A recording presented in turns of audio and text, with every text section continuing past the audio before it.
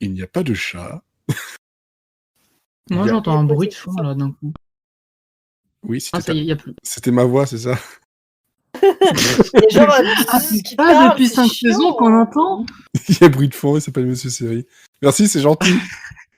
Voilà, hein. On est en saison 6, l'épisode 2, et ça y est, ça commence déjà à me tabasser verbalement. Merci beaucoup Mathieu, et merci beaucoup Cécile. Voilà. Comme ça, vous savez qui est avec moi ce soir. Donc, bonsoir. Bonsoir. Mais bon, si vous entendez le générique, vous allez encore l'entendre avec qui je suis de toute façon, parce que voilà, c'est la petite nouveauté, c'est le générique avec une petite présentation que je fais que je fais à chaque fois, que je vais pas juste préenregistrer et juste coller par-dessus. Donc il se peut que de temps en temps je fasse des petites blagues quand je serai bien à l'aise avec cet enregistrement.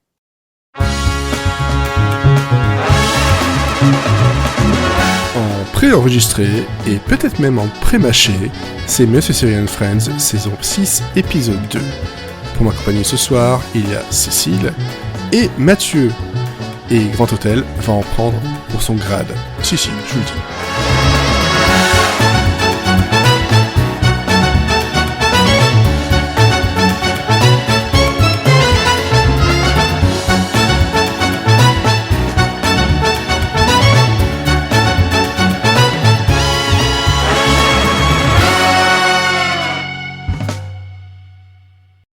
Bon, il se peut, comme je disais, qu'il y ait des présences de chats, des morceaux de chats dans ce podcast. On n'y peut rien. Nous vous promettons que le chat est en un seul morceau, par contre. Oui, voilà, c'est ça. Il n'y a pas eu de mal, rien du tout. C'est juste, il aime se faire entendre. Et on le laissera se faire entendre, comme je disais, avant d'enregistrer, pendant Grand Hôtel. Hein? Comme ça, voilà. Hein? Je pense que les dialogues sont bien meilleurs. Bon, vous allez bien tous les deux?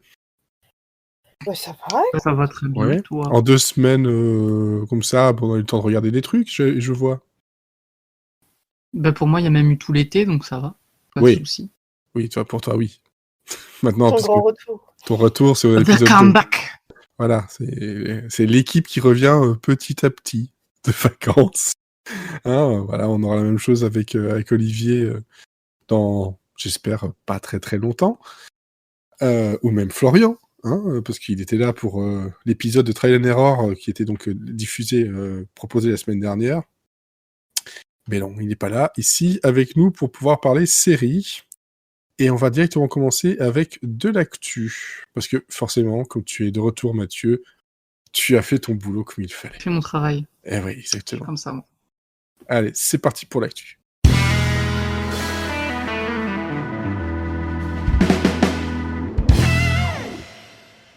Alors, comme je disais, Mathieu, je te laisse le tapis rouge. Tapis rouge. En poil de chat. Oh non, s'il vous plaît, laissez-le en paix, le pauvre. Oui. Bon, alors, on va commencer par le négatif, et puis on terminera par du positif. Le tri, je sais pas vraiment dans quel ordre j'ai mis mes news. C'était vraiment à la va-vite. Mais elles sont là. Oui, bon, ça alors, mes news peuvent remonter un petit peu, parce que j'étais pas là pendant l'été. Mais voilà, ça n'a pas été dit, et c'est peut-être important de le dire ou pas. À vous d'en juger, c'est vous qui écoutez, pas moi. Je fais ce que je veux. C'est pas de la news fraîche, c'est de la news congelée, ça marche aussi. C'est vrai. Ça. Mais les bio. C'est si bien dit, si joliment dit, c'est même goûteux. Alors, je commence par un petit rest in peace, RIP Dianari, qui nous a quittés la semaine dernière. Voilà, donc que vous connaissez sûrement grâce à Chapeau Melon et Bottes de cuir ou Game of Thrones. On est le 14 septembre, comme ça, pour la semaine dernière, ça permet de situer les gens un peu. Hein. Voilà. Donc cette grande dame du grand et du petit écran nous a quittés et on en est très triste. Mais c'est la vie. Je vais peut-être faire une mauvaise blague, mais autre personne qui nous a quittés, c'est Anna Faris, mais elle quitte Mom. Too soon. Donc elle ne sera pas dans la saison 8 de la série de Chuck Lorre, à notre grande surprise, laissant la place, le grand boulevard sur le poster de la série à Allison Janney, qui sera donc seule à la barre. Et par contre, la production devrait commencer mi-septembre pour une diffusion en novembre sur CBS, donc pas des masses de retard. Non, c'est vrai que j'ai remarqué que la plupart des chaînes, en tout cas jusque maintenant, ça annonce des retards de à peu près un mois et demi par rapport au planning qui était prévu avant Covid. Donc voilà. Ça va. Finalement, ce qu'on disait en première, oui, non, il y a des séries qui n'auront pas cette chance-là, il y en a d'autres qui ont été annulées, etc.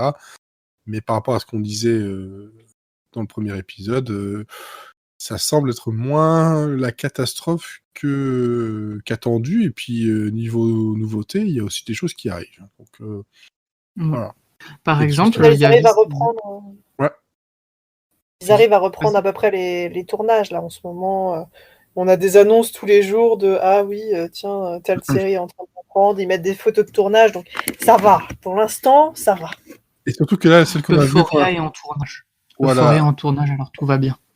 Pour l'instant, ce qu'on a vu aussi, c'est aussi beaucoup de sitcoms, des choses voilà, qui sont, on va dire, relativement simples à tourner et relativement rapides, ce qui permet justement d'avoir un retard si court, en fait, si peu. Après, les plus grosses séries, plus demandantes en effets spéciaux, en scénario, etc. Là, c'est pas la même chose pour le moment. Et encore, niveau sitcom, Brooklyn Nine-Nine, c'est pas pour tout de suite. Et en plus de ça, il y a réécriture. Parce que eux, c'est pas que le Covid qui les a touchés. Voilà. Les séries policières, ça va un peu être bouleversé, voire même très bouleversé dans les années même, je dis peut-être une grosse bêtise, mais je crois que les séries de P-Call vont rentrer en production dans les semaines qui suivent. Donc ça devrait pas trop. J'ai vu quelque chose ici qui ça rentrait en production. Ouais. J'ai vu un tweet juste avant d'enregistrer. Voilà. Et il y a This Is Us qui revient le 10 novembre. Donc ça, on est content. Ça, c'est chouette. On pourra pleurer. On s'en fout. Pardon. Non, oh non, mais tu parles mieux. Ouais, je parle mal. Enfin. Non, moi j'attends la version de TF1, ok, avec Camilou. Non, mais qui va arrête. Donc, tu parles mal et en plus pour me répondre ça, non mais tu perds toute estime dans mon cœur, c'est bon. Sauf que moi franchement un truc qui me déçoit déjà avant de l'avoir vu, la version TF1, c'est que leur titre n'est même pas Ça c'est nous. C'est décevant quand même. Merde, parce que ça, c'est vraiment toi. Voilà. Et hop, ils avaient le générique. Et puis là, je sais pas si vous avez vu la photo promo de la série, mais on dirait vraiment une photo pour la manie pour tous, c'est horrible. C'est une Shutterstock, elle est magique. Bah oui, voilà, ils font avec ce qu'ils ont. C'est-à-dire pas grand-chose. Il n'y a pas beaucoup de moyens, TF1. Camille. Non, c'est ça. Ouais, c'est vrai. C'est quoi TF1? C'est rien du tout pourtant. Ils ont tout mis dans le Grand Hôtel. Quelle bonne idée. Ils ont acheté l'hôtel carrément pour tourner. Ah oui, non, c'est clair. C'est clair. Ok, ensuite, il y a d'autres choses. Oui, bon, on continue sur les tournages, etc. Atlanta, la saison 3 était prévue pour janvier 2021 après maints reports, mais en fait, le tournage est encore reporté d'1 an. Ça sera pas pour tout de suite. Lucifer, par contre, la saison 6 aura 10 épisodes. Là, à partir du 24 septembre, ils vont finir de tourner la saison 5. Ils enchaîneront direct sur la saison 6. Donc, ça devrait pas trop tarder. Non. Robert Aguirre. Avec un épisode musical. Et j'ai vu l'extrait, mais ça m'a pas donné des masses envie. Je trouve pas ça très très réussi pour l'instant. Mais bon, je regarde pas la série, donc je peux pas vraiment vous dire. Mais je suis sûr que Cécile va mieux vous en parler. Oui. Après, il y a Roberto Aguirre Sacasa, le showrunner de Riverdale, qui travaille sur un reboot de Pretty Little Liars, 3 ans après la fin de la série, sur ABC Family, je crois, pour HBO Max, et je crois que personne ne veut voir ça. Mais Greg Berlanti travaille sur une série live-action des Super Nana pour The CW, et je veux voir ça. Ça a l'air incroyable. Ça racontera, si tout va bien, les Super Nana 20 ans après, qui sont amères d'avoir passé leur enfance à combattre le crime, alors qu'elles auraient pu faire du shopping et des sorties au cinéma et avoir des petits copains. Elles n'ont pas eu tout ça, et du coup, elles en ont marre. Et si c'est bien fait, ça peut être très très drôle. Et pour finir, une news pas très intéressante, mais que j'avais envie de vous partager, c'est une news peut-être qui sera récurrente et que je vais appeler la petite vie de Jason Ackles. Parce que le tournage de Supernatural, au moment où on enregistre, s'est terminé la semaine dernière. C'est un peu triste, mais bon, c'est comme ça. Et lui, il voudrait déjà un revival de sa petite série. On le comprend, il n'a pas passé de casting depuis 15 ans, il n'a pas vraiment envie d'y retourner. Donc, un petit reboot de sa série, ça serait pas trop mal pour lui. Mais il est pas trop dépressif non plus, parce qu'il va faire un petit détour par The Boys, donc dans la saison 3, je pense, ou 2, je sais pas vraiment. Et il jouera Soldier Boy, le premier super-héros. Et enfin, pour le consoler de ses castings loupés puis réussis, l'équipe de Supernatural lui a laissé emporter après le tournage sa fameuse Chevrolette. Donc, il repartira pas les mains vides du tournage. Voilà. On peut Après, des Chevrolets, ils en ont plein, donc il pourrait lui enfiler une. Oui, mais bon, écoute, c'est déjà pas mal. Toi, t'aimerais pas avoir une petite Chevrolet? Ah non, mais moi, baby, je peux la mettre dans le garage, y'a pas de problème. Oui, tu feras de la place, tu pousseras un peu la tondeuse à gazon et puis ça passe. Oui, je sors, voilà.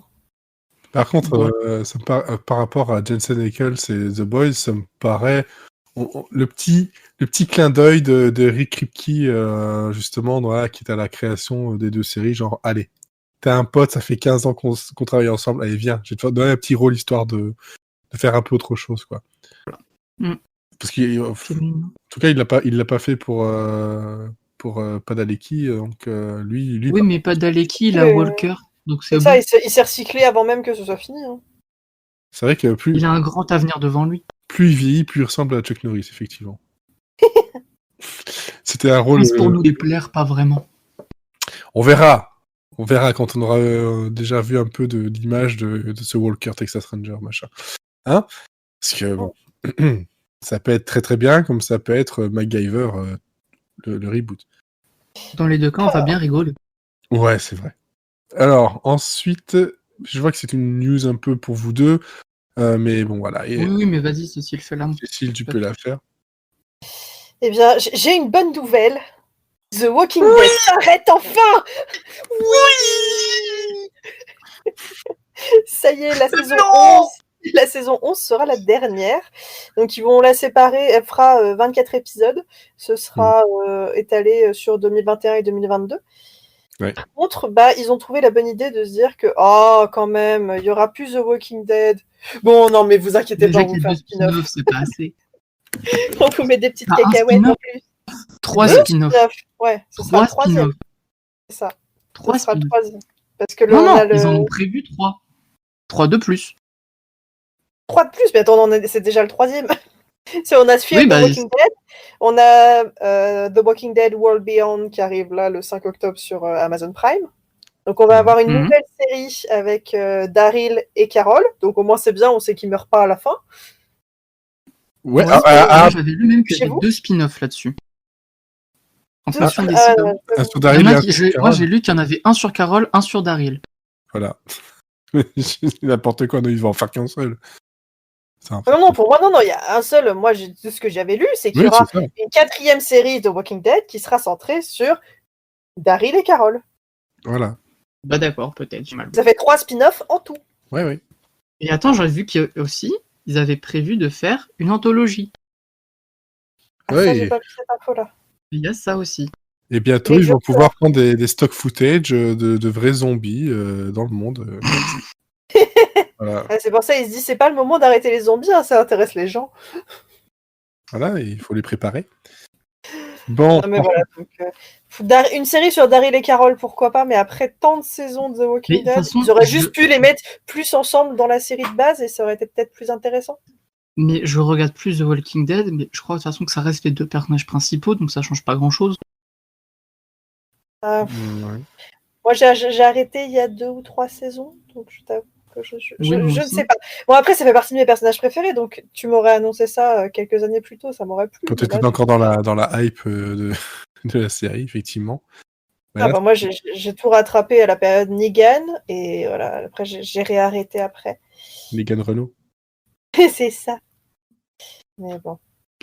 On verra bien. En tout cas, The Walking Dead s'arrête, et je pense que c'est une bonne nouvelle déjà de base. Mettons un peu de bonheur dans la vie des gens. Exactement. Soulageons-les d'un poids. Et pour mettre encore plus de bonheur dans la vie des gens, quoi de mieux que de leur faire à manger avec donc le livre officiel des recettes Friends, qui arrive donc le 22 septembre, donc dans une semaine, 22 septembre en version anglaise. Et la version française arrivera le 29 octobre 2020, donc chez Mana Books pour 30 €. Voilà, un peu partout, je pense que ça se trouve un peu partout. C'est la chef américaine Amanda Yee qui est derrière ce livre-là. On a combien 176 pages de recettes, plus de 100 recettes, dont le sandwich ou boulette de viande de Joey, mais aussi le trifle, le diplomate célèbre de Rachel, et dedans, mais pas que, donc mais plein de choses très très très mangeables et très recommandables. Vous vous en doutez, c'est déjà sur ma liste du Papa Noël. Moi, c'est déjà commandé, hein. La version française est déjà dans mon panier, déjà précommandé, tout va bien. Ah, bon, ben voilà. Peut-être que je craquerai avant Noël, tu sais. Bon, au final, c'est pour faire un cadeau, mais bon, tant que j'offre pas le cadeau, moi, je peux lire le livre. C'est vrai, tu peux faire une pierre de coups. Faut juste faire attention de pas te faire des tâches quand tu essayes les recettes. Ça faut pas trop que je baffe sur le livre. Voilà, ou que les pages finissent par coller, sinon tu auras d'autres recettes un peu bizarres, quoi. Je peux vous économiser une recette. J'ai déjà fait le gâteau de Rachel. Ouais. Et éviter. Franchement, non, mais c'était une expérience. C'est peut-être pas la même recette. Donc, moi j'ai fait la recette comme dans la série. Et disons que ça va. Puis après tu prends une cuillère où il y a de la viande hachée et ça finit mal. La viande est bonne, les petits poissons bons, la crème est bonne. c'est ça. Non, bah bon. On verra. On verra. Faut déguster ça dans la salle de bain, c'est comme ça que ça se mange. Voilà. Ah, c'est ça. Ou sur le balcon, moi j'ai fait. Voilà, mais il faut faire attention aux oiseaux. C'est le pigeon. Non, ça c'est avec la loterie. Ne disputez pas la jeune fille blonde. C'est moi, c'est le pigeon. C'est le pigeon. Bon, vu ce qui nous reste après, on va directement passer aux recommandations parce que on a des choses à dire. Beaucoup de choses à dire. On en a gros. Enfin non, pas tout. Non, moi il y a que du love. Non, à part un, c'est du love. Voilà. Donc, je pense que on en parlera avec toi, Cécile, à la fin, histoire qu'on finisse sur une note. Une note acide. Une note acide, effectivement, toi, pour rester dans le jargon culinaire. Allez, c'est parti pour les recommandations.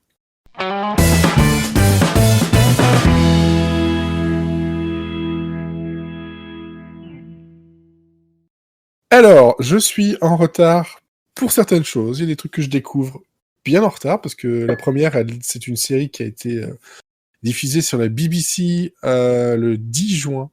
Donc, voilà, quelques mois. Mieux vaut tard que jamais quand c'est de la qualité. Voilà, et ça s'appelle Staged. Et c'est quoi Staged? Bon, ben voilà, tout le monde... Voilà. Moi, je suis pas série anglaise à la base, mais j'ai vu passer ça sur Twitter dernièrement, parce qu'il y a d'autres personnes qui étaient aussi en retard. Et donc, ça nous parle de Michael Sheen et David Tennant, principalement, dans leur propre rôle, mais le tout via Zoom, parce qu'il faut savoir que c'est deux comédiens qui devaient préparer une grande pièce de théâtre avec le réalisateur Simon Evans, qui est aussi dans la série, qui joue son propre rôle. Et vu qu'il y a le Covid, ça pose souci. Et Simon se dit, on peut peut-être le faire via Zoom. Sauf que bon, globalement, ça se passera pas comme il veut, parce qu'il va y avoir tout un tas de choses qui vont se passer dans leur vie, dans leurs discussions, qui sont... Parfois, faut suivre. il peut partir très très loin, nos deux amis. Et on a la chance aussi de pouvoir voir Georgia Moffett dans son propre rôle. On a Ala Lundberg aussi qui est dans son propre rôle, tout ça. Et ne dis pas les autres. Les autres, il faut pas dire. Je dis pas les autres parce que bon, ça pourrait être du spoil, mais il y a quand même des guests assez sympathiques, assez savoureux, très franchement. Et c'est quoi? C'est 6 épisodes de à peu près 15 à un peu moins de 20 minutes, où on les voit parler l'un l'autre, puis de temps en temps on voit d'autres personnes discuter, se rajouter, où on voit un peu toute l'histoire, et tout au long, comment dire, c'est des disputes de comédiens à distance, c'est leur vie, comment ils vivent le Covid avec la famille, dans leur maison. Et j'ai trouvé ça... l'avantage, c'est que c'est court. Donc, 6 épisodes d'à peu près 15 minutes, ça, on peut se le faire très très facilement. Et puis, c'est très drôle. Et c'était assez étrange niveau sensation. J'ai eu un petit effet cocon. Le fait de les voir comme ça en visioconférence, je me suis dit, on avait l'impression d'être là avec eux, quoi. Et c'était assez spécial, mais pas mal foutu. Bah oui, David Tennant, il a le même suite pendant tout le truc, donc tu peux te sentir que proche de lui finalement. C'est ça. C'est ça, et puis t'as la coupe de cheveux et la barbe hirsute de Michael Sheen qui est pas mal du tout. Non, mais c'est voilà, c'est une série comme ça que j'ai trouvé très drôle, des petites piques, des petites introspections sympathiques, et puis ça va pas chercher plus loin que juste voilà la discussion et la vie de tous les jours et des quiproquos. Donc je trouvais ça très très sympa. Donc apparemment vous deux vous connaissez déjà. Oui, je pense quelque chose pour savourer encore plus la série. Si vous avez vu Good Omens avant, qui est disponible sur Amazon Prime, vous pouvez enchaîner directement sur Staged. Et si vous avez la foi, regardez Good Omens avant de voir Staged, parce que il y a une référence à Good Omens toutes les 30 secondes. Parce que David Tennant et Michael Sheen étaient en duo dans Good Omens juste avant. Ouais. Donc ils font beaucoup de références à ça. Et en plus, si vous connaissez pas mal le travail de Michael Sheen et de David Tennant, c'est encore plus drôle. Oui, c'est ça. Si vous connaissez bien les acteurs, mais même sans ça, ça se regarde très très bien. Bon, je connais quand même un peu leur travail, peut-être pas autant que ceux qui suivent toute leur série. Mais j'ai trouvé ça bien sympa et ça donne envie de les connaître un peu plus. C'est aussi cet avantage-là. Et j'ai beaucoup aimé aussi les petites blagues qu'on pouvait avoir dans les titres des épisodes ou dans l'annonce des noms pendant les génériques. Parce qu'il y a tout un moment où ils sont en train de se disputer sur qui sera en premier sur l'affiche. Et puis il y a aussi des changements de noms avec des noms de scènes et en fait je trouvais ça drôle qu'ils le disent et puis en fait boum, d'un coup on se retrouve avec l'épisode suivant, le nom dont ils ont parlé juste avant et enfin voilà, il y avait un tout qui fonctionnait très très bien, un rythme très très bon et puis franchement une durée parfaite. Il fallait pas plus. Il fallait franchement pas plus, ça sert à rien. Voilà. Franchement, je me la mets sur ma liste. Enfin, elle était sur ma liste parce que j'ai vu passer l'info quand ils allaient la sortir. Et après, j'ai pas suivi. Je savais même pas qu'elle avait été rendue dispo. Donc, je suis fan de David Tennant et de Michael Sheen. Fan étant un mot léger pour amoureuse. Et donc, tu vas surkiffer, quoi. Ça va être trop court pour toi. Ça va être trop court. Ah bah, j'imagine. Voilà. Par contre, mis à disposition. Génial, en plus, comment dire? Venez en DM, on vous aidera. Ce podcast n'est pas sponsorisé par NordVPN, mais ça peut aider. Ça peut aider. Voilà. Et puis en plus, on dirait vraiment un vieux petit couple. C'est que des scènes de ménage entre eux. Donc c'est encore plus mignon. Et ils sont jamais vraiment méchants entre eux, mais ils se lancent quand même des pics vachement violents. Vraiment c'est un régal à regarder. Ah, il y en a des bien acides. Hein. Ça, c'est et pas involontaire. Hein. C'est pas un homme acide involontaire. Hein. Ça, c'est sûr. Bon, voilà, petite blague des 2 minutes du peuple, parce que bon, il faut bien les placer de temps en temps. Sinon, je continue dans la logique. Hein. Je vais aller relativement vite. Je vais d'ailleurs changer un peu l'ordre. J'ai regardé la saison 2 de Family Business, qui elle aussi, c'est 6 épisodes d'à peu près 30 minutes. C'est aussi relativement court. C'est sur Netflix, c'est arrivé c'est arrivé la semaine dernière, je pense. Je vérifie ça. Oui, c'était vendredi. Le 11 septembre, ouais, c'est ça. C'est le 11 septembre qu'elle est sortie. Donc j'ai quand même été relativement vite pour la voir, pour une fois. Mais c'est une série qui c'est arrivé donc l'an dernier en juin 2019. Qui moi m'avait surpris parce que je n'attendais pas grand chose. Moi j'y étais allé pour Gérard Darmon principalement et un petit peu Jonathan Cohen parce qu'il y a des moments où il me fait beaucoup rire, d'autres moments pas du tout. Mais je me suis dit allez, je laisse un peu la chance et puis le pitch était quand même assez drôle. Je sais pas si vous connaissez le pitch. de base, en fait, c'est dans le Marais. Il y a donc Gérard Hazan qui est joué par Gérard Darmon, qui a une boucherie cachère familiale, et il y a son fils, donc Joseph, qui est joué par Jonathan Cohen, qui lui, c'est l'entrepreneur raté. Et il n'est jamais trouvé d'une seule bonne idée, sauf qu'à un moment donné, il tient. Quelqu'un lui dit qu'attention, le cannabis va être légalisé très prochainement. Il dit c'est le moment. La boucherie, elle a du mal. On va faire une bûcherie. Voilà. Et ça continuera à me faire rire. Ouais, c'est clairement. Il la ressort en plus, voilà, et ils disent voilà, on va transformer ça en bûcherie, en coffee shop, parce que quand ça va être légalisé, ils seront les premiers, ils seront là, parce que bon, faut le temps de faire, de se fournir, de faire pousser donc justement toute la marijuana. Sauf que dans leur vie, tout ne se passe pas comme il faut. Surtout quand il y a la mafia néerlandaise qui vient. Voilà, ça c'était le pitch de base. Et on nous laisse en saison 2, vraiment un peu après, enfin même un an après, oui c'est ça, je pense que c'est un an à peu près après, où c'est un spoil, j'ose pas le dire. Donc il y a un truc qui a fait que je me bouche les oreilles aussi. Il y a un truc qui fait qu'ils peuvent pas le faire légalement, mais ils sont obligés, s'ils veulent sauver leur vie, de continuer à fournir justement cette mafia néerlandaise en bœufs. Et ça va amener pas mal de soucis, pas mal de problèmes de conscience, de prise de conscience, surtout du côté de Joseph. Et cette prise de conscience va, encore une fois, faire déballer une tonne de merde sur la famille Hazan, mais vraiment. Mais on ne sait pas comment ils font, ils arrivent toujours à s'en sortir. Mais putain que c'est dur de les voir galérer à ce point-là. Et en plus de ça, autant vous le dire tout de suite, je ne dirai pas ce qu'est la fin, mais sachez que clairement, ils veulent une saison 3. J'ai pas vu d'infos sur quoi ça a été commandé, mais finir comme ça, tu peux pas ne pas avoir une saison 3. Voilà. Non, mais je pense qu'ils capitalisent sur la série et sur le nom de Jonathan Cohen, parce que là, et en plus, il va y avoir La Flamme qui va sortir sur Canal+. Ouais, donc il est vraiment dans sa... Donc je pense oui, ils prendront une saison 3 et ce sera peut-être la dernière. Je verrai quelque chose comme ça, moi. Oui, sans doute. Voilà, c'est une série donc par Igor Gotsman.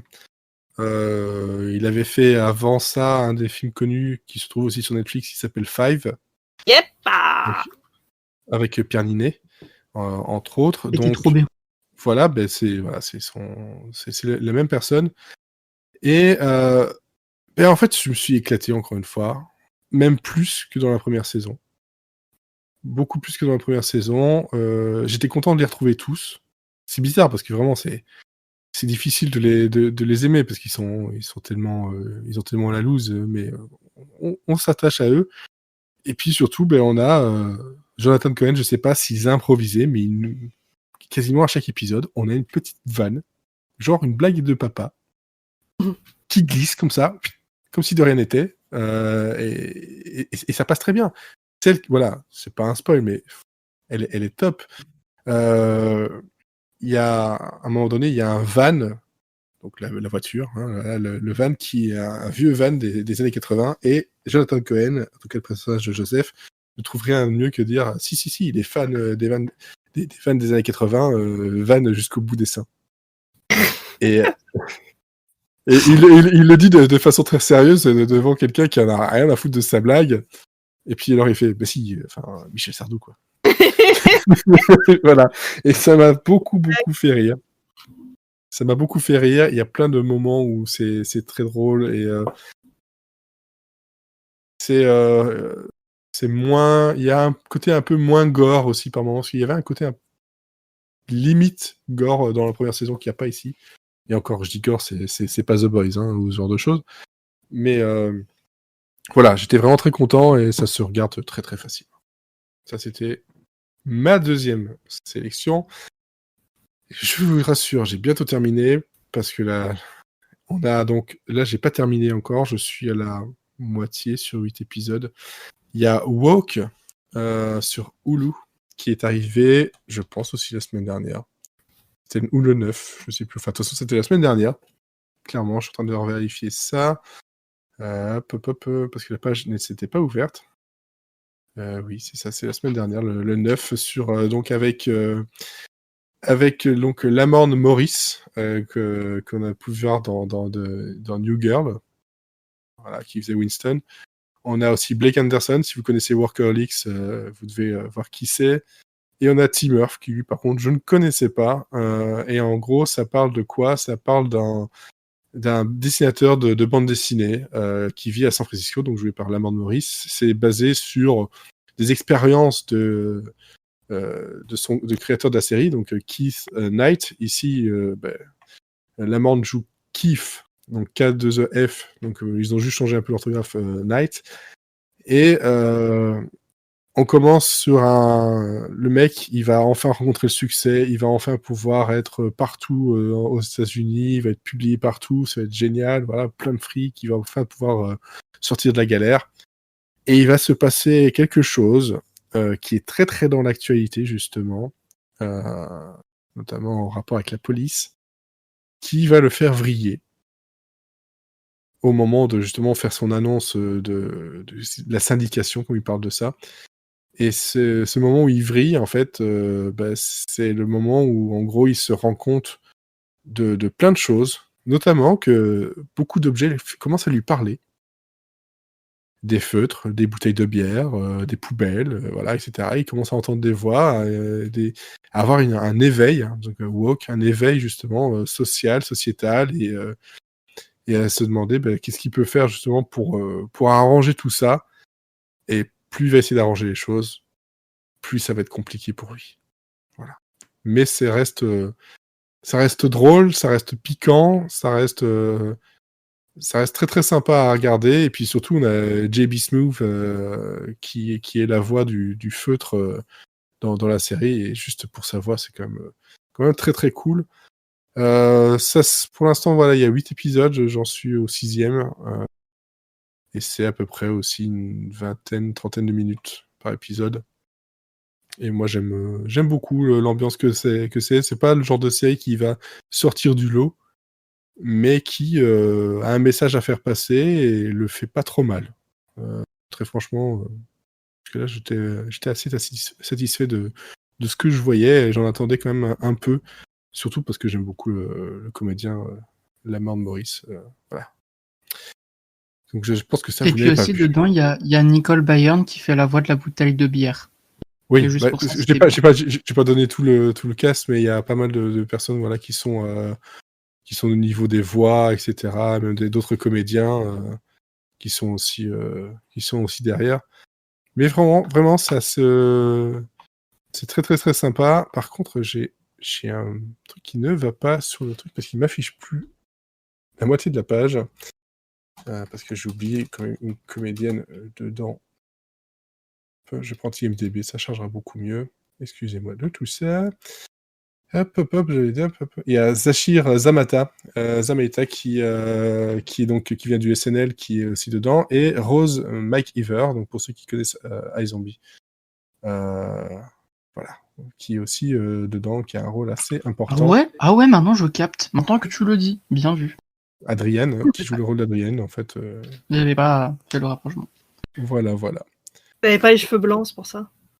C'est ça. Et puis elle avait pas d'aile et de tenue verte non plus, ça n'aidait pas. Aussi. Non, il y a des moments où elle n'a pas beaucoup de tenue du tout. Voilà, aussi. Mais donc, non, c'est quand même, il y a pas mal de comédiens. Comme tu disais, voilà, Nicole Bayer, on a aussi Cédric The Entertainer, on a Jack McBrayer, on a Tony Hale qui sont dedans. On a quand même pas mal un beau cast pour une série, je dis, voilà, qui a un message à faire passer, qui le fait de façon très simple. Et puis, sur le côté un peu décalé du cartooniste et de ces dessins qui prennent un peu vie par moment, quoi. Alors qu'à la base, il voulait juste dessiner un toast et du beurre. Voilà, c'est tout ce qu'il voulait faire. Voilà, donc 3 séries. J'ai eu 2 semaines, je me suis rattrapé plein de trucs. J'ai même recommencé un rewatch de How I Met Your Mother, alors si vous dire. Voilà. L'avantage, c'est quand même... non, j'ai pas fini, et la liste est encore très longue, j'ai des choses à voir. Mais heureusement, On en reparlera avec Cécile. Sinon, il y a des trucs qu'on va pas. Il y a des trucs qu'on regardera pas plus. Alors, Mathieu, toi de ton côté. Eh ben, du coup, je vais peut-être d'abord passer par Lovecraft Country pour rejoindre ta petite review de Woke. Parce que c'est le même sujet, mais dans une atmosphère totalement différente. Bah oui. Alors, je vais vous faire le petit pitch du premier épisode, mais je n'en dirai pas plus sur la suite. Ça se passe dans les années 50, et c'est un Afro-Américain du nom d'Atticus Freeman qui est fan des écrits du romancier Lovecraft. Donc, Lovecraft, c'est un monsieur qui écrivait dans les années 30-40 des romans de SF, de science-fiction, avec des gros monstres, etc. Et autour des problèmes de société, pendant la Seconde Guerre mondiale, etc. Et son papa disparaît. Il part en road trip avec son oncle George et son amie Letty pour retrouver son père au fin fond des États-Unis, muni d'un Green Book. Et le Green Book, si vous ne savez pas ce que c'est un petit guide de voyage qu'avaient les Afro-Américains pour savoir dans quel restaurant, dans quels hôtels ils pouvaient aller sans se faire lyncher, tout simplement, parce que la ségrégation raciale, on se rappelle, c'est pas ouf. Et donc la série part de là et va partir dans un gros délire, vous imaginez pas. Et moi, j'ai beaucoup apprécié. D'abord, je vais parler un peu du casting, parce qu'il y aura des petites têtes connues. Je reprends mes notes, mais il y a Jonathan Majors, qu'on a vu récemment dans The Last Black Man in San Francisco. Il y a Michael Kenneth Williams, etc., de grands acteurs américains très sympas. Et il y a aussi, attention, et ça beaucoup de gens en ont parlé sur Twitter, il y a Journey Smollett qui joue du coup le personnage de Letty, qui est incroyable dans cette série, vraiment gros. Ça faisait longtemps que j'avais pas eu un coup de cœur pour un personnage comme ça. Elle est pétillante, elle respire la joie de vivre, et on a vu l'actrice récemment dans Birds of Prey jouer Black Canary, si je dis pas de bêtises. Mais je dis peut-être une bêtise. Mais vraiment super. Je vais aussi passer vite sur la réalisation, etc., parce que vous le verrez vous-même, c'est une série HBO Max, donc ça claque, on s'en prend plein les yeux. C'est une ambiance rétro avec des néons, des lumières, une musique à la fois des années 50 et récente avec du Cardi B, etc. Donc ça, j'ai vu que ça en dérangeait certaines personnes, ça, par contre. Eh ben, on en avait déjà parlé, par exemple, dans Lock and Key, où justement, il y avait des vieilles musiques et des musiques plus récentes. L'anachronisme musical, ouais. Voilà. Et autant dans Lock and Key, ça m'a un peu dérangé. Là, c'est très bien utilisé. Parce que ça colle exactement à l'action, à l'énergie qu'il faut dans la scène. Donc, même si c'est des sonorités qui vont pas spécialement avec la période, ça correspond au personnage et à l'action. Donc, pour moi, ça marche. Mais c'est que mon avis. Et en plus, deux des personnages principaux sont des chanteuses. Donc, elles chantent des chansons de cette période-là. Et il y a pas mal de numéros musicaux qui rajoutent un peu de légèreté à la série, qui en a parfois grand besoin. Et du coup, pour moi, ça passe sans problème. Ce qui est le plus... Il y a deux choses qui sont très intéressantes pour moi dans la série. C'est qu'elle va parler de sujets très forts, réalistes et durs, donc la ségrégation raciale dans les années 50 aux États-Unis, même si le sujet reste d'actualité et la série nous le dit. Et elle le traite très bien. Donc si vous avez vu le film Green Book, on est un peu dans le même délire. Ouais. Mais ce qu'elle fait, c'est que donc c'est Lovecraft Country, donc si le personnage d'Atticus est fan des récits de Lovecraft, c'est pas pour rien, c'est parce que les monstres de Lovecraft vont entrer dans ce monde, et d'une situation totalement réaliste, dure et qui aurait pu se passer, il y a des monstres à la Stranger Things qui vont débarquer au milieu de la scène. Et pour moi, c'est très bien fait. On est un peu dans une atmosphère Stephen King, etc. Et c'est vraiment, du coup, intense comme épisode. Les épisodes, ils durent 1 heure quand même, c'est assez long. Mais j'ai beaucoup vu de personnes qui ont dit « C'est long et chiant quand même, il n'y a que les 20 dernières minutes où il se passe quelque chose. » Mais vous étiez où les 40 premières? Il s'est passé plein de trucs quand même. Et l'histoire est très complexe, donc il faut suivre quand même, parce que moi je comprends pas tout, mais si vous ne comprenez pas tout, c'est pas très grave non plus, vous inquiétez pas. C'est une série où il se passe plein de choses, et si vous comprenez pas tout, c'est pas grave, au pire vous regardez un récap. Moi j'ai fait ça pour la critique, voir si j'avais bien tout compris. Il y a pas aussi un truc qui fait que tu comprends pas tout? Peut-être, il y a un besoin de c'est fait exprès, hein. revoir pour voilà, c'est sans doute fait exprès. Voilà, parce qu'il y a Bon, plein de détails et c'est un univers que je pense que quand déjà tu as lu les écrits de Lovecraft, ça passe mieux parce que tu es plus en terrain connu. Mais moi qui ne connais, je me suis un peu informé, mais pour ne pas connaître du tout, pour avoir lu aucun de ses romans, eh ben ça te plonge dans un univers fascinant et c'est encore plus intéressant, je trouve. Parce que la série te surprend de plus en plus, Ouais. en plus des nombreux twists qu'elle fait. Donc, ce mélange entre réalité dure et fantastique, avec la rencontre de monstres et d'humains qui sont des monstres, où on ne sait pas finalement lequel des deux est le plus monstrueux, est très intéressant. Et ça, c'était la métaphore du premier épisode. Mais ce que je savais pas, c'est que la série allait prendre une toute autre direction par la suite. Parce qu'au fait, même s'il y a un fil rouge assez complexe, un peu incompréhensible, pour l'instant, j'en suis à l'épisode 5, je sais toujours pas où on va, mais je prends beaucoup de plaisir à la regarder, parce que chaque épisode a une histoire un peu indépendante et développe un nouvel univers. Ouais. Et je vais pas trop vous en dire, mais le deuxième, on part plus dans du fantastique plutôt que de la fantasy. Après, on parle plus dans du film d'horreur. Et puis après, dans du Indiana Jones. Donc vous voyez que c'est très diversifié. Et à chaque fois, même si on part dans un nouveau genre, c'est toujours pour développer une nouvelle thématique autour du racisme aux États-Unis. Et donc, comme tu disais dans Woke, voilà. Et je vais finir du coup sur Lovecraft. Le dernier truc que je trouve hyper intéressant, que je ne savais pas avant de commencer le premier épisode, c'est comme je vous l'ai dit, Lovecraft, il a écrit, si encore une fois je dis pas de bêtises, pendant la Seconde Guerre mondiale, ou un peu avant. Et c'était un monsieur... Un peu avant, parce qu'il est mort en 1937. Voilà, un peu avant. Et c'était un monsieur qui était raciste et qui n'aimait pas les juifs et les homosexuels, et bon, pas très sympathique non plus. Alors que vous avez bien compris que la série dont je vous parle est très inclusive et milite pour les droits des Afro-Américains. Et on peut se dire, bah alors qu'est-ce qui se passe ? Eh ben, c'est très intéressant parce que la série, elle marche sur un fil en permanence entre l'hommage à l'œuvre de Lovecraft qu'elle utilise, qu'elle perpétue, qu'elle admire, et le contre-pied total dans le message qu'elle veut transmettre, qui est de tolérance, de respect de l'autre, de lutte pour les droits civiques. Et le personnage d'Atticus dans la première scène nous dit « Je sais ce qu'a fait ce monsieur et ce qu'a dit ce monsieur, mais je peux pas m'empêcher de l'admirer. » Et donc elle nous pose la question de comment qu'on dit, séparer l'homme de l'artiste. Moi, j'ai pas forcément le même avis que lui sur la question, mais ça fait réfléchir. Donc je comprends que la série peut en déstabiliser plus d'un parce qu'elle montre des choses assez choquantes. Elle est pas facile à suivre, mais si vous aimez les séries de fantasy, les séries de HBO, que vous avez apprécié American Gods, etc., c'est pour vous. Et vous allez vraiment passer un bon moment. Parce qu'elle oublie jamais d'être un divertissement. Voilà, parce que le sujet, voilà, est...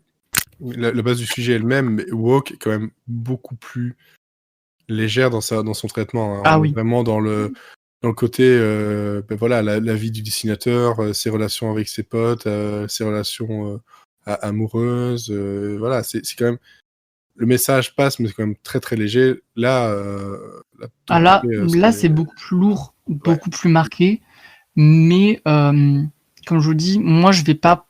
je pleure souvent devant les séries, je vais pas pleurer à la fin de celle-là parce que même si elle est très lourde, il y a quand même pas mal d'aspects presque soap qui transparaissent et de fantaisie, de grosses scènes d'action, pas drôle à regarder, ça dépend des épisodes, mais assez impressionnantes.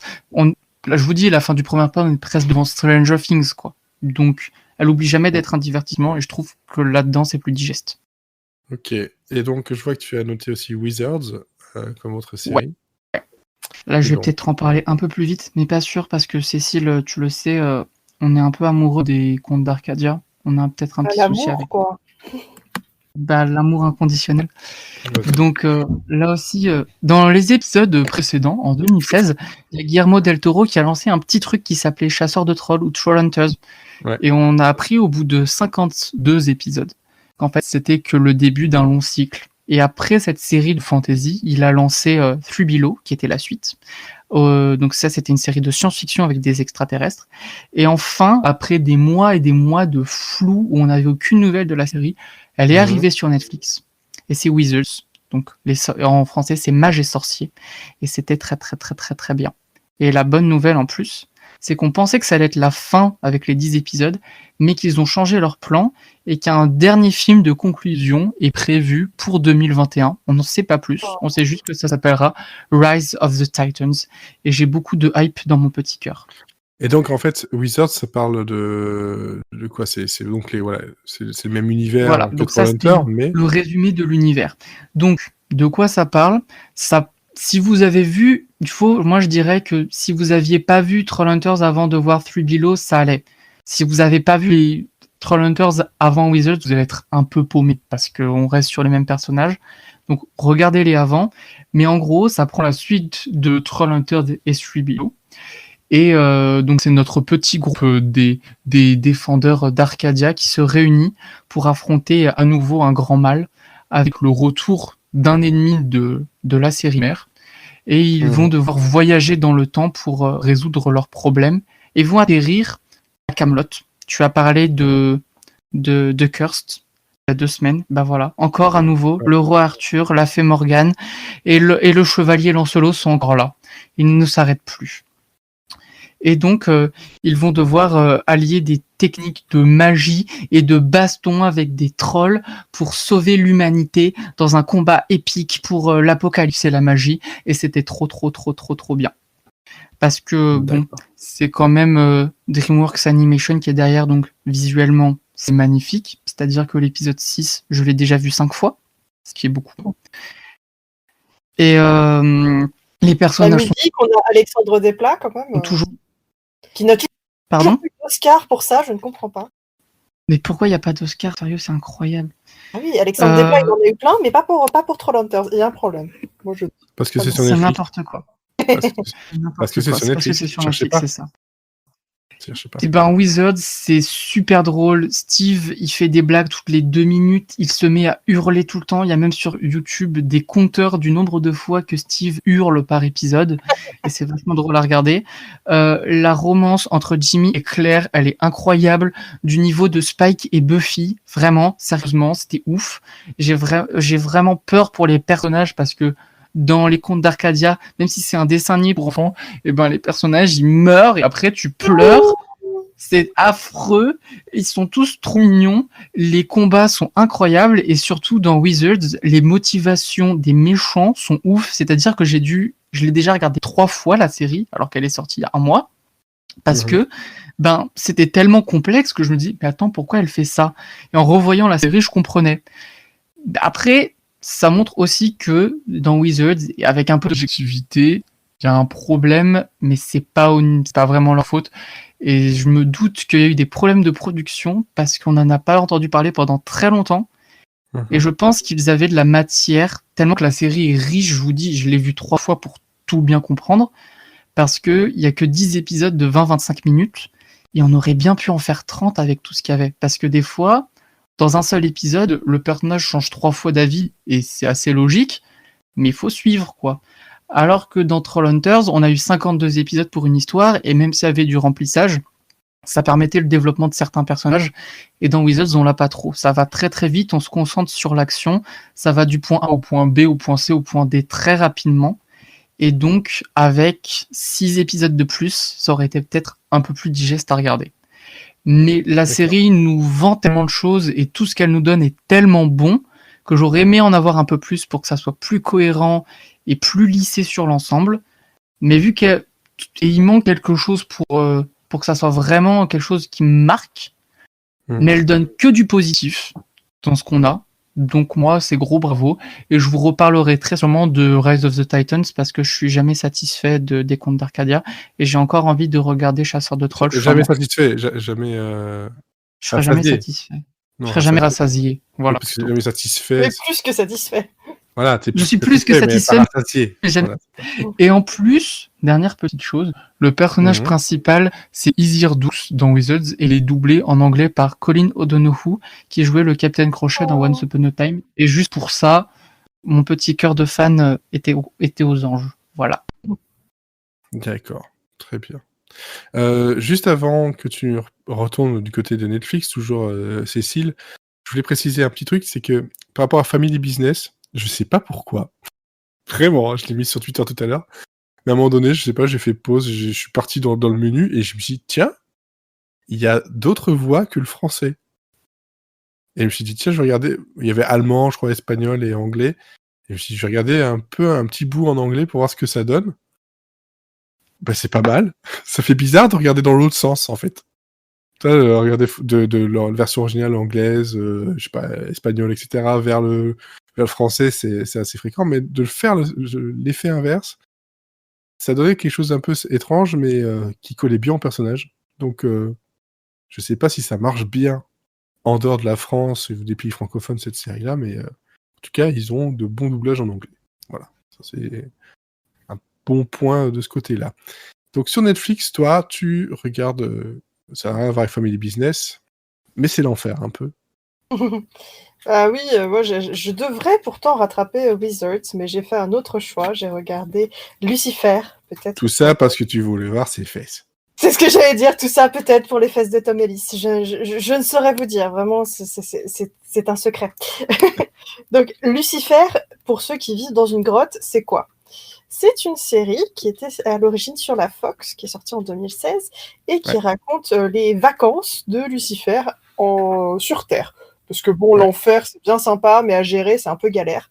Donc à un moment, il s'est dit, tenir un nightclub à Los Angeles, ça a l'air un peu plus cool. Donc il débarque dans la ville des anges, et là, il découvre The Detective, inspectrice qui va changer sa vie. Et parce que elle n'est pas sensible à son charme. Et, voilà. et de là, ça devient un procédural policier où Lucifer aide la police. C'est ça, voilà. Donc c'est adapté du personnage créé par Neil Gaiman, que j'aime beaucoup. Et au départ, oui, sur Fox, c'était très, très procédural et ça a été arrêté au bout de 3 saisons. Et Netflix a dit On récupère. Les fesses de Tom Ellis, ça peut faire vendre. Donc Netflix a récupéré la série. Et pas les fesses à hélice, c'est autre chose. Ah non, mais, je veux voir Tom Ellis avec des fesses à hélice. Mais quand on voit toute la com que fait Netflix dessus, il y a un moment, il y avait eu un tableau avec les minutes où on pouvait voir ses fesses. Mais oui. Et c'est ça qu'on veut de notre côté. Ah, évidemment, c'est ça qu'on veut. Donc, une fois que la série est passée sur Netflix, il y a eu un petit changement au niveau du format. On est passé sur des saisons de 10 épisodes. Et surtout, on est passé sur quelque chose avec un fil rouge beaucoup plus présent. On reste avec des enquêtes de la semaine, des enquêtes par épisode, mais on a un fil rouge qui est beaucoup plus présent que dans la saison précédente. Donc en saison 4, on avait Yves qui débarquait. Et en saison 5, là, quand on reprend la série, Lucifer est retourné faire son travail aux enfers et la détective pleure sur Terre parce que, oh là là, mais on allait être enfin ensemble et c'est trop triste, il est parti, oh là là. Et... Ça donne tellement pas envie. Alors, j'ai eu du mal avec cette saison 5, je vous l'avoue, cette première partie de saison 5. Pour plusieurs raisons. Déjà, le méchant. Je n'ai pas du tout aimé le méchant de cette saison. Donc là, on l'apprend dès le premier épisode. Hein, le méchant, c'est... Ah bah d'ailleurs, ils l'ont même mis dans le teaser. J'ai vu ça, Netflix a dévoilé le méchant de la saison pour que le spoil soit le même pour tout le monde. Vu que les épisodes ne sortent pas... les épisodes sortent d'un coup et tout le monde ne les regarde pas au même moment, ils ont spoilé dans le teaser pour que le spoil soit là pour tout le monde en même temps. Bah sinon, tu mets le cliffhanger de fin sur l'affiche, comme ça, c'est le même problème.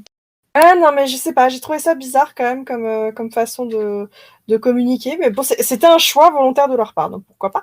Et donc c'est Michael, donc l'archange Michel, le frère de Lucifer, qui est son frère jumeau d'ailleurs, donc ils se ressemblent comme 2 gouttes d'eau, sauf que ça prend 3 secondes pour voir qu'en fait c'est pas lui. Alors c'est bien Tom Ellis, mais il prend une pause tellement immonde que non vraiment on peut pas s'y tromper. Il a pas les mêmes fesses, à un moment on peut pas nous duper. Hein. J'avoue, je ne sais même pas si on voit les fesses de Michael là. Bon, je ne sais plus. Ça ferait des fesses de Tom Ellis en même temps. Hein, mais... Stéréo. Bah, mais... En tout cas, voilà, j'ai pas trop. Son personnage est un peu. On comprend pas trop ses motivations. Très clairement, elles sont pas très bien expliquées dans cette première partie de saison, à part Lucifer, il est méchant et moi je suis gentille, donc je devrais avoir plus de trucs que lui.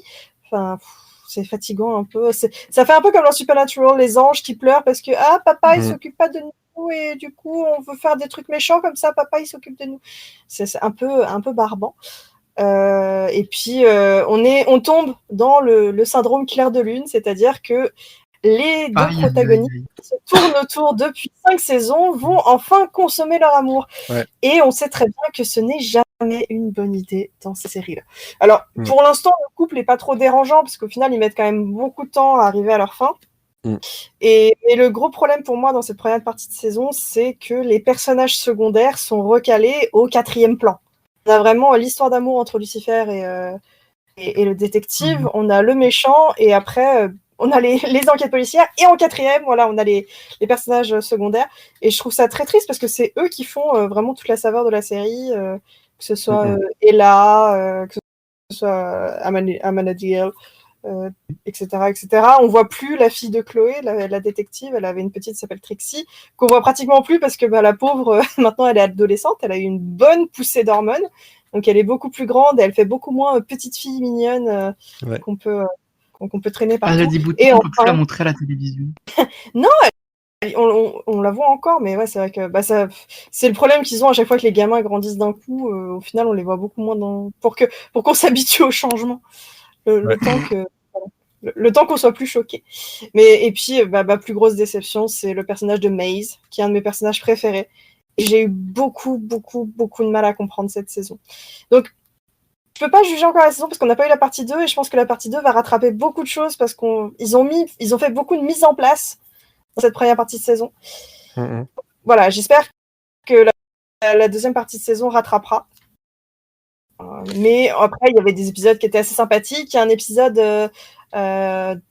façon film noir qui est très, très sympathique. Très cool, genre années 30.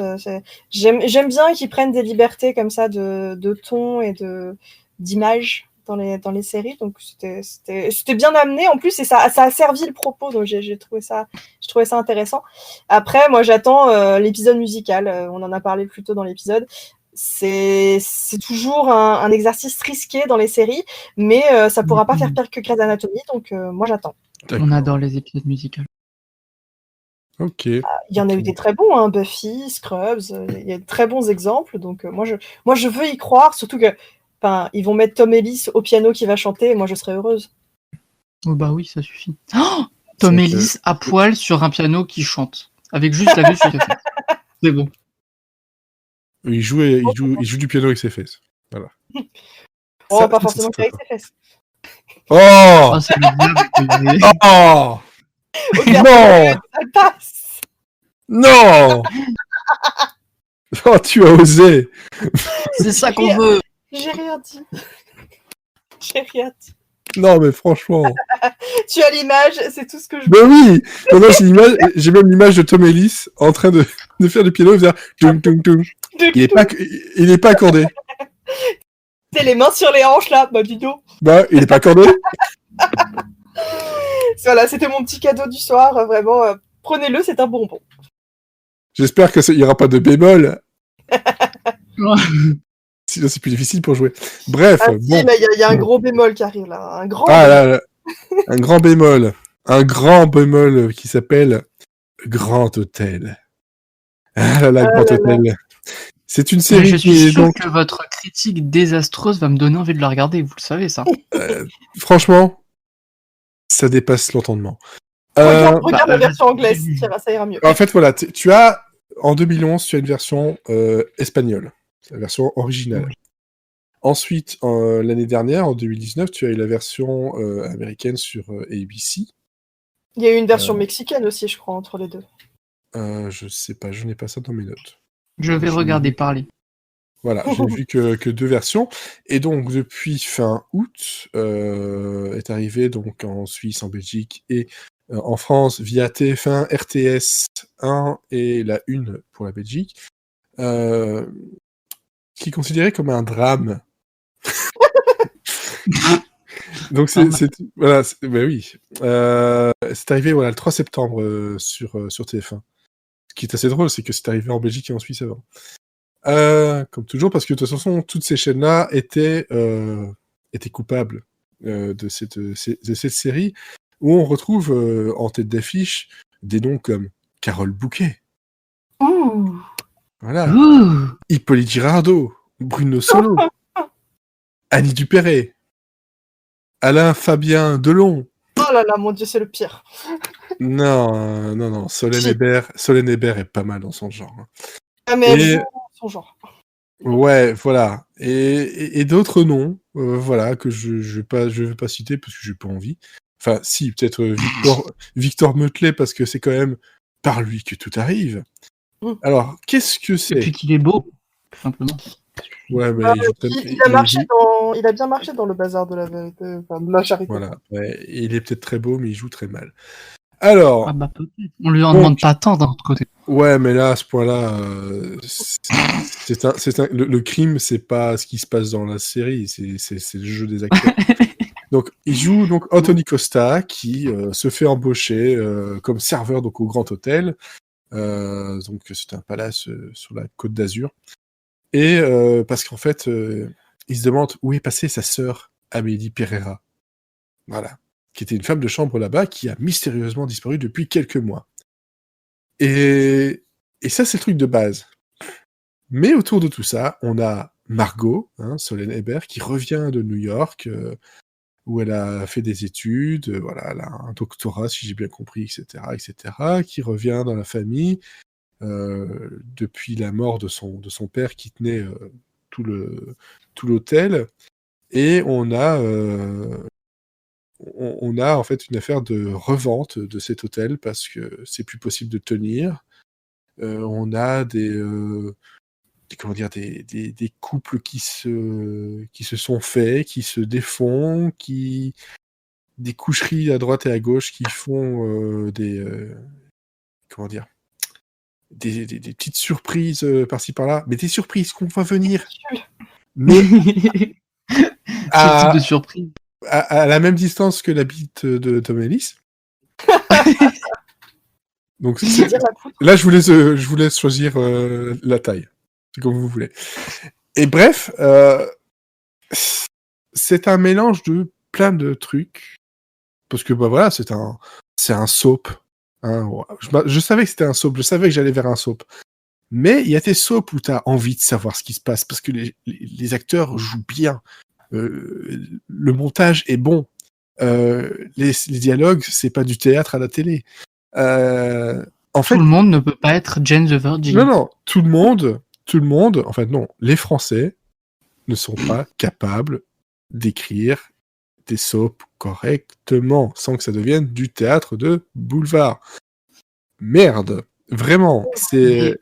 Alors, ça joue mal, attends, parce que j'ai pas fini, ça joue mal, et des incohérences partout, et en plus de ça, ils se payent le luxe d'avoir un montage qui apparemment, la personne responsable, elle est en train d'apprendre le logiciel, c'est pas possible autrement.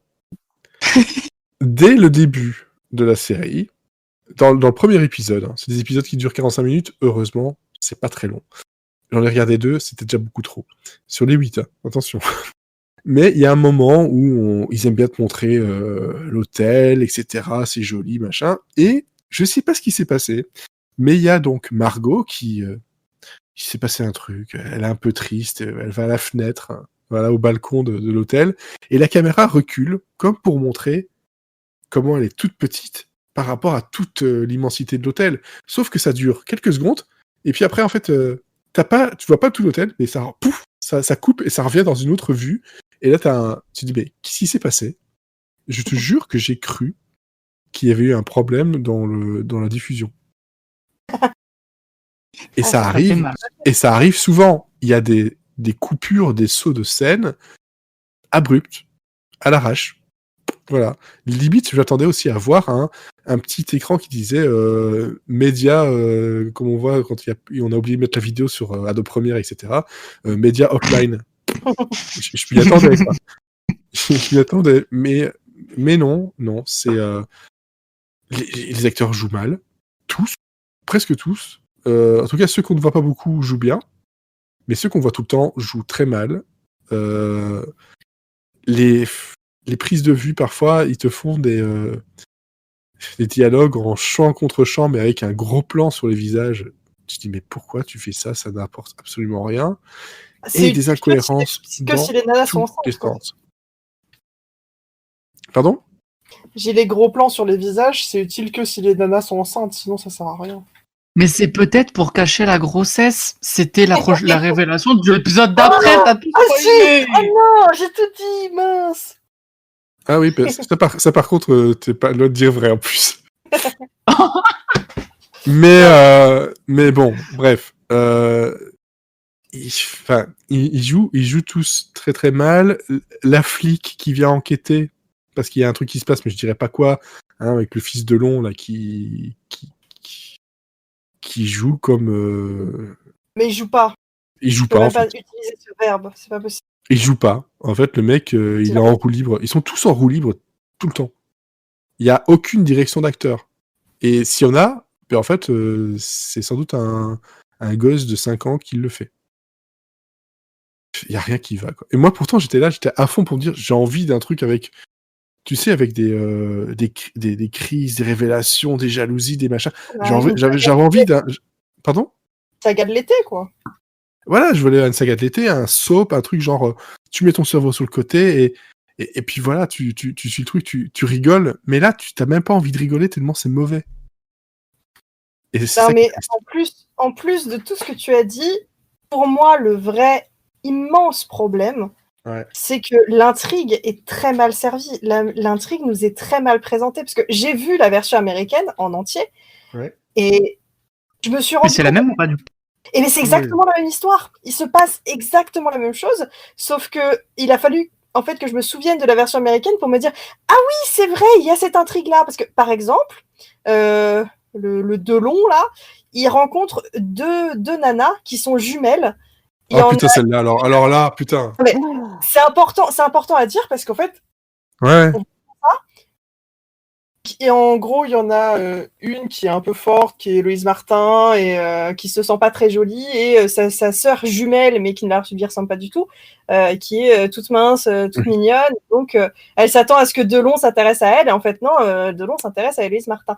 Et ça, mais on le voit, mais 3 secondes, vraiment, ça passe en arrière-plan, et ce n'est pas du tout connecté aux autres intrigues. Non. Et je me suis souvenu dans la version américaine, ah oui, ça a un intérêt, il se passe des trucs avec ça.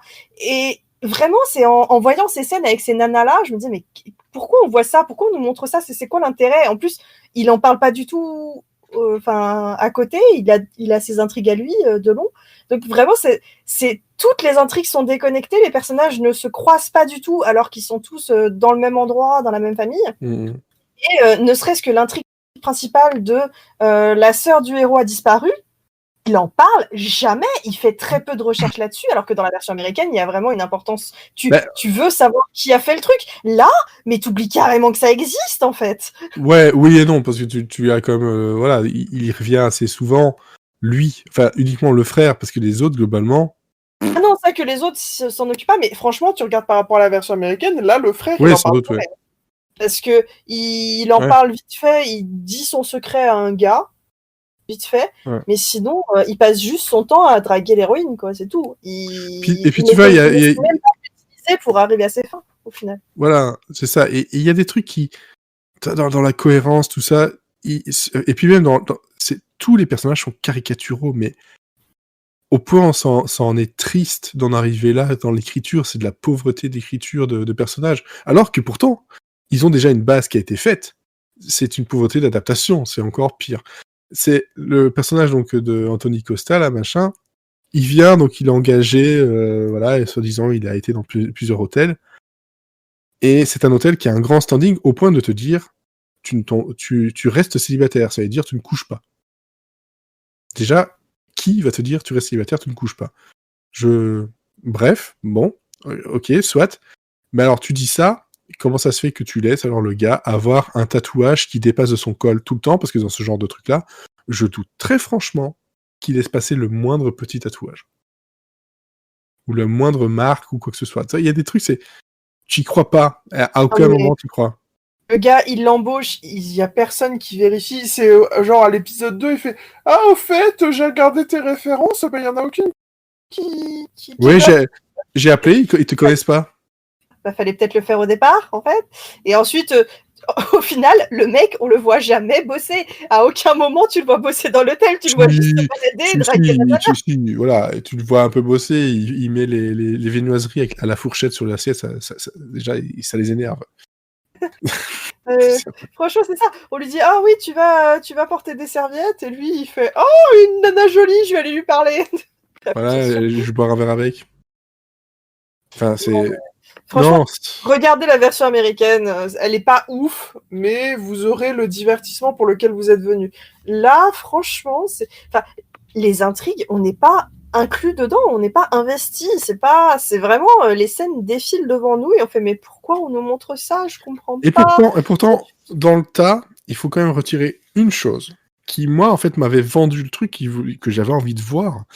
C'était Carole Bouquet et donc Annie Dupéret. En deux rivales qui sont... Mais elles s'éclatent à jouer les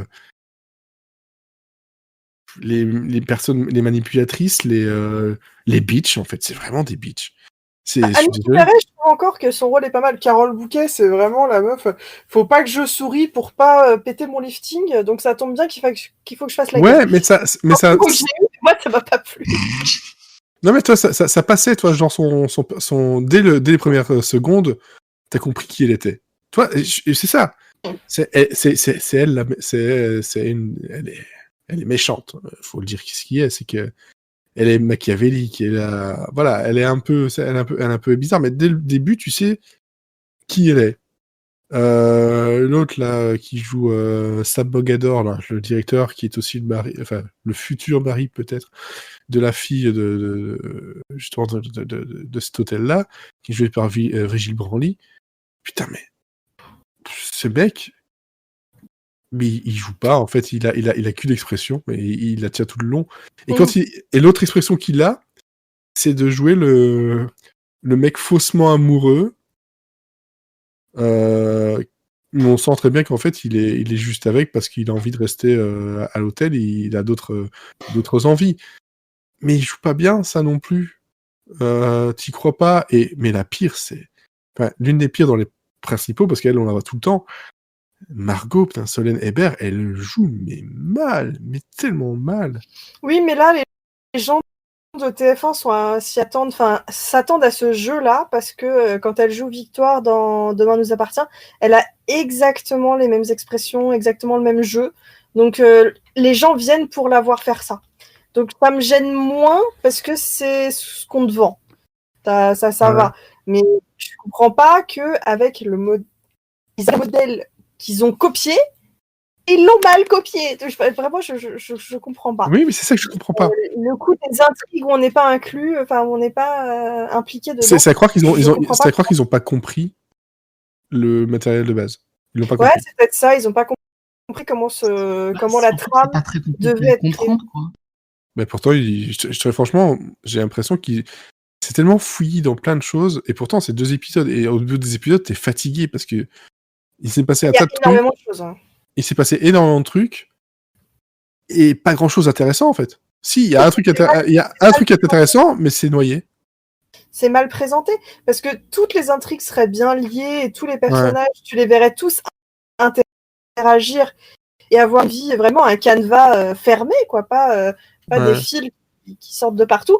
Tu serais beaucoup plus dedans et chaque révélation ferait oh, attends, mais ça va détruire la famille. Alors que là, c'est t'as un couple qui s'engueule, tu fais bah oui, enfin, mais c'est quoi ça va faire quoi au reste de la famille, au reste de l'histoire? Tu t'en fous? Enfin, le mec, il aime les gars, vraiment, c'est super pour lui, quoi. C'est tellement gros, en gros, voilà, tu vois le repas, tu dis ok, donc lui, il a couché avec elle, ok. Alors lui, machin là, à tous les coups, lui, il est gay, mais il le cache. Et puis tu étais là, à tous les coups, il le cache, sa femme est enceinte. Oh, bah tiens. Et pourtant, je n'ai pas vu l'original, parce que je sais pas si dans l'original c'était... Enfin, l'original, ni l'original ni la version américaine. Je sais pas s'il y avait déjà ces trucs-là. Mais... moi, je te dis, toutes les intrigues, je les ai vues pratiquement dans la version américaine. Après, le coup du mec gay, je m'en souviens pas. Par contre, moi, ce que je voulais voir, c'était la version espagnole pour voir si on retrouve vraiment ce matériel-là ou pas. Parce qu'en plus, il y a plus d'épisodes dans la version espagnole. Ouais. Ils ont continué un petit peu. Ouais. Donc, je voulais voir si la saison 1 correspondait ou pas. Si jamais je le tente, je vous raconterai. Ouais. Et si tu as fini la version espagnole, il y a aussi la version mexicaine qui existe, qui s'appelle El Hotel de los Secretos. Oh, et c'est El Hotel de los Secretos. Et il y a 80 épisodes. L'hôtel qui sécrète. C'est une telenovela. La telenovela. L'hôtel qui sécrète. C'est sale. Mais si c'est drôle comment vous racontez ça, parce que du coup je ne l'ai pas vu et j'ai presque envie de voir à quel point c'est nul, presque. Mais j'ai juste regardé juste regarder en fait le poster. Je n'ai pas vu la série ni américaine, ni française, ni ce que vous voulez. Ouais. Et avant que tu dévoiles quelques intrigues, je me dis, ce personnage-là, avec cette tête-là, je lui donnerai ça à faire. Et c'est ce qui arrive. Donc, ça, si c'est bien fait, c'est cool. Mais en plus, comment tu le racontes, c'est très mal amené tout ce qui se passe. Donc, c'est un peu encore plus triste. Non, mais c'est... Enfin, y a rien qui... Si c'est nul, plutôt regarder La Casa de las Flores sur Netflix. Ah oui, c'est mauvais, évidemment. Mais ils savent que c'est mauvais. Et du coup, c'est très drôle à regarder. Et en plus, les gens sont bien beaux. joué. C'est bien joué. Oui, voilà, c'est bien joué. C'est over the top, mais c'est tellement bien La Casa de las Flores. Franchement, je l'ai regardé l'été dernier pendant la canicule. En étoile sur mon carrelage, c'était incroyable. Et vous pouvez aussi regarder The Baker and the Beauty si vous allez pas bien avec une glace à la vanille, c'est parfait. Oui, mais ça on en avait déjà parlé. Mais c'est mieux que Grand Hôtel, apparemment. En tapant sur Grand Hôtel dans Google Images, histoire de voir un des posters, des affiches comme ça, la deuxième image sur laquelle je suis tombé, où il y a le plus de personnages, je sais plus comment elle s'appelle cette actrice-là, mais c'est celle qui joue la femme de... Alors... Gwendoline Amon. Voilà. Et ben quand tu regardes son visage, comment elle fait, on dirait ma fille de 5 ans qui boude. Voilà. Ah bah elle a le rôle qui fait la gueule, quoi. Elle est la nana sérieuse de l'hôtel qui permet que tout tourne. Mais c'est pas elle qui était dans Dickeneck? Alors je ne sais pas, moi tout ce que je sais c'est l'ex de Frédéric Diepenthal, c'est à peu près tout ce que je sais. Parce que j'ai l'impression que ça, son visage me dit quelque chose. Hop, je vais regarder Dickeneck, c'est celle à qui on dit va te faire refaire Alien. Attends. Comment elle s'appelle encore, tu disais? Gwendoline Amon. Comme Benoît. Alors, Gwendoline Amon, ce sera plus simple que je retrouve comme ça. Bref, vraiment, si tu veux voir, à la limite, regarde les 2 premiers épisodes, mais très vite, dans le premier épisode, tu vas comprendre qu'il y a rien qui va, quoi. Il y a rien qui va. Non, c'est pas Gwendoline Amon. Non, mais ça a l'air drôle à regarder. C'est pas de elle dont je parle, en fait. C'est celle qui tombe dans le 2e épisode. Elle fait une chute dans l'escalier et perd la mémoire. Non. Si c'est ça. Attends, je cherche là. C'est moi, je l'ai vu sur une affiche qui fait tu sais, elle a les bras elle est pas contente. C'est ça, c'est d'elle dont je parle et vraiment, c'est ma fille de 5 ans qui boude. Mais c'est trop drôle. Tu regardes la première image sur Google, elle a pas l'air contente. Tu enchaînes sur la deuxième, elle est en plus gros plan, elle a l'air encore plus pas contente. Ouais, c'est ça. C'est Sophie Vasseur, je crois. Oui, ça, Marie Kremer. Et Marie Kremer, est-ce qu'elle était bien dans Dickeneck?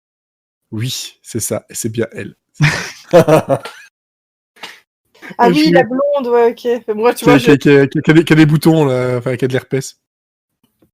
Mais quand tu regardes sur le... Franchement, on vous mettra l'affiche pour que vous puissiez voir. Mais tu regardes... merci, tu m'obliges. Elle a la même pose que derrière Gwendoline Amon. Tu vois, elle a les bras croisés, elles font toutes les deux. C'est pour ça que j'ai confondu. Non mais si, il faut mettre une image pour que les gens voient de qui on parle. Hein. Putain, et de toute façon, ça se voit sur eux que ça va pas. Il y a juste... Pardon, hein, mais il y a juste Hippolyte Girardot, parce que lui, on peut pas dire du mal. Et il a l'air bien sur l'affiche, tu vois. Il fait sérieux et tout. Oui, c'est un de mes crushs vieux aussi. Voilà. Ouais, ce que j'aime beaucoup, c'est que sur l'affiche, on voit Annie Dupéret derrière avec son grand sourire. T'as l'impression qu'elle vient juste de sortir d'un tournage de La Famille Formidable. C'est ça. Elle s'est vissé une perruque sur la tête, histoire de dire c'est bon, c'est pas Zemmour. Mais c'est vrai qu'elle a... Je suis prête pour le rôle. C'est bon. Ça tourne là. Enfin bref. Vous aurez compris que Grand Hôtel, c'est un grand nom. C'est un grand nom. C'est voilà, c'est. Oui. C'est infligé ça pour vous, ne le faites pas. Ne le faites pas chez vous. Laissez ça au professionnel. Moi, je vais le faire, c'est parce que je suis semi-professionnel. Pour ça. Non, je t'ai déjà dit, voilà. Le podcast, c'est un podcast semi-amateur. C'est pas pareil. Il n'a pas encore appris. Préparé.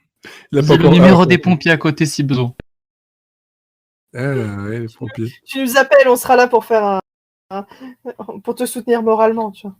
Ouais, on est passé par là, on comprend ce que tu vis. Pour faire une intervention. C'est ça, intervention. Non, pas cette série. Bon, voilà, je pense qu'on a tout dit. On a dit pas mal de choses, proposé pas mal de séries que vous pourriez regarder. Vous avez peut-être déjà vu. N'hésitez pas à venir commenter et venir ajouter votre petit grain de sel. Ça nous ferait plaisir sur les réseaux sociaux aussi. Si Grand Hôtel, vous avez adoré et vous voulez nous expliquer pourquoi, merci de le faire de façon polie et courtoise, parce que bon, voilà, c'est comme ça qu'on va le faire. Nous, on était polis quand même. Bah oui, on n'a pas dit que c'était des grosses merdes, on a dit qu'ils jouaient mal. Voilà. C'est un avis. C'est un avis. Et qu'il y avait des problèmes d'adaptation, ce qui est le cas de beaucoup d'œuvres. Ah oui, là, c'est que des problèmes d'adaptation, quoi. Je te dis, vraiment, le gars, il a pas compris le truc. Tout ce qu'il a entendu, il a fait, c'est quoi, c'est un grand hôtel? Ok. J'ai pris un hôtel, il est grand. Non mais attends, il y a tout un pitch. Oh, c'est un grand hôtel. Il a vu le poster américain, il a fait t'inquiète, c'est bon, j'ai compris. Je l'ai vu, c'est bon, je fais tout pareil. Toi tu boudes. Toi aussi tu boudes. Toi tu boudes, toi aussi. Toi dans le fond tu souris. Toi tu restes beau. Et toi là-bas tu boudes. Allez, en tout cas, merci encore une fois pour nous avoir écoutés. N'hésitez pas à nous partager sur les réseaux sociaux, partout autour de vous, même via cassette, clé USB, j'en sais rien, peu importe. Faites comme vous voulez, du moment qu'on nous écoute, nous, ça nous fait plaisir. N'hésitez pas non plus à commenter. Si le cœur vous en dit, on est toujours sur Ko-fi, ko-fi.com/Monsieur Série. Et puis, que dire d'autre bonne série. Bonne semaine, bonne écoute, et puis surtout... Non, personne. On attendait que tu te lances, on se fait engueuler. Mais j'ai dit, mais surtout, bonne Jovi, merde, enfin. Oh là là. Bonne Jovi. Oh, quand même, merde, on dirait des gens qui ont joué dans Grand Hôtel, quoi.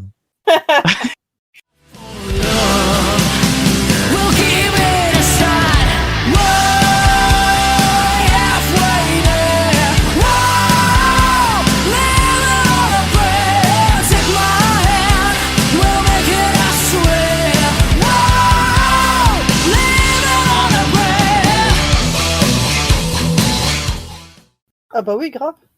Moi, j'aurais fini de manger avant. Manger, c'est important, mais après, hop. Non, mais pas... Oh.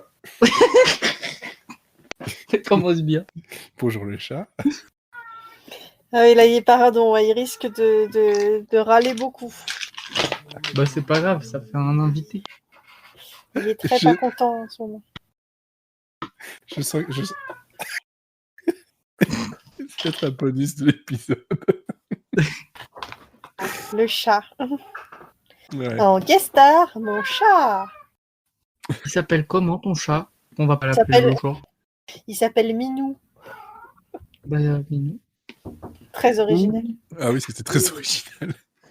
Il s'appelle le chat. C'est ça. C'est Minou le chat. Minou. Ça, c'est Minou.